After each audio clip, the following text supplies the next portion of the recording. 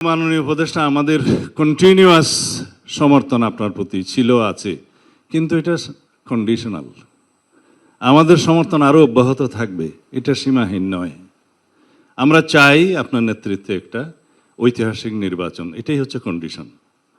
আপনার প্রতি আমাদের সীমাহীন সমর্থন নয়, আমাদের সীমারেখা আছে।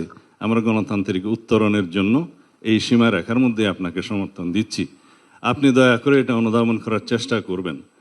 আজকে সচিবালয়ে যে সমস্ত নিয়োগ বদলি পদায়নের জন্য আপনি মন্ত্রিপরিষদ একটা ক্যাবিনেট কমিটি করে দিয়েছেন, এটার কোনো চর্চা নাই, এটার কোনো ট্রেডিশন নাই, এটা কোনো নিয়ম নয়।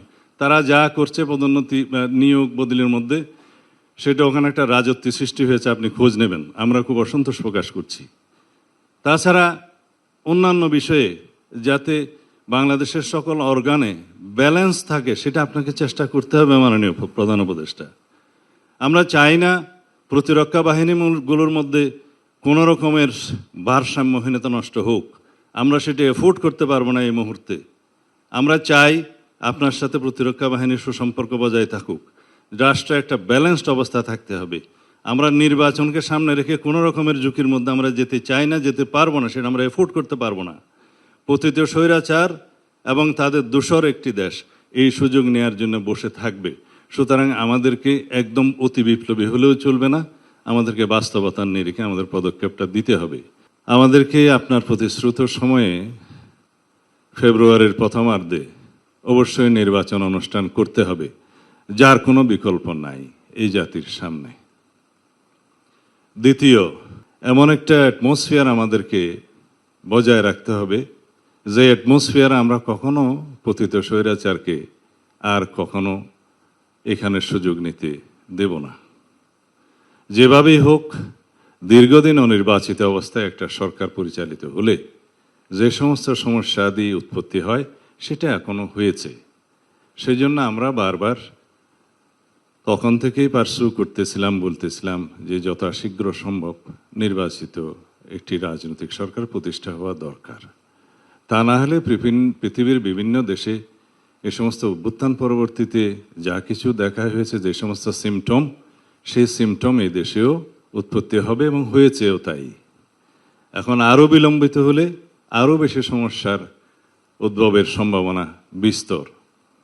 জুলাই জাতীয় সনদ প্রণীত হয়েছে, প্রায় স্বাক্ষরের জন্য অপেক্ষায় আছি।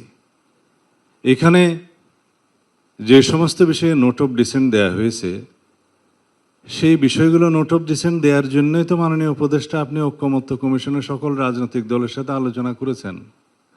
যদি এখানে কোনো নোট অফ ডিসেন্ট নাই দেওয়া হতো, কিছু কিছু বিষয়ে অনৈক্য নাই হতো, তাহলে জাতীয় ঐকমত্য কমিশন থেকে যে সমস্ত প্রস্তাব দেয়া হতো সবাই একমত হয়ে যেতাম, আর কোনো আলোচনার প্রয়োজন ছিল না। সমস্ত প্রস্তাবে যদি সবাই একমত হতো, আপনাদের হতাম আমরা, তাহলে দীর্ঘ এই 12 মাস পর্যন্ত আমাদের এই চর্চার প্রয়োজন হতো না মাননীয় উপদেষ্টা। আর সমস্ত প্রস্তাবগুলো যেগুলো আমার শ্রদ্ধেয় বদিউল আলম মজুমদার সাহেব দিয়েছেন আর কি, এগুলো সব কিতাবে মানায়, বাস্তবের সাথে সেটার অনেক কিছু মিল ছিল না, যেটা আলোচনায় দেখা গিয়েছে। বাংলাদেশের রাজনৈতিক সংস্কৃতিতে এবং রাজনৈতিক ইতিহাসে যেগুলো সম্ভব, আমাদের কালচারাল স্টেট আছে যেগুলো সম্ভব, আমাদের মানবাধিকার পরিস্থিতি যেগুলো সম্ভব, ইভেন জুডিশিয়ারি জাজমেন্টও সেগুলো বিবেচনায় জুডিশিয়ারি জাজমেন্ট দেয়। কারণ এটা ব্রিটিশ নয়, এটা আমেরিকা নয়, এটা বাংলাদেশ। এখানে আমাদের ধর্মীয় কালচারকে বিবেচনায় নিতে হয়, আমাদের সামাজিক কালচারকে বিবেচনায় নিতে হয়, আমাদের দীর্ঘদিনের চর্চিত রাজনৈতিক কালচারকে বিবেচনায় নিতে হয়। সেই জন্য আমরা গ্রাজুয়ালি একটা পর্যায়ে এমন অবস্থায় এসেছি যে আমরা সবাই এখানে আছি আপনার নেতৃত্বে। কেন আছি? যে এমন একটা অ্যাটমসফিয়ার আপনি ক্রিয়েট করতে পেরেছেন, গণ অভ্যুত্থানের মধ্য দিয়ে ছাত্র জনতা রক্ত দিয়ে এটা ক্রিয়েট করতে পেরেছে, যে আজকে সকল রাজনৈতিক দল একটা সৌহার্দ্যপূর্ণ পরিবেশে অম্লমধুর আলোচনা করে একটা সিদ্ধান্তে আসতে পারে।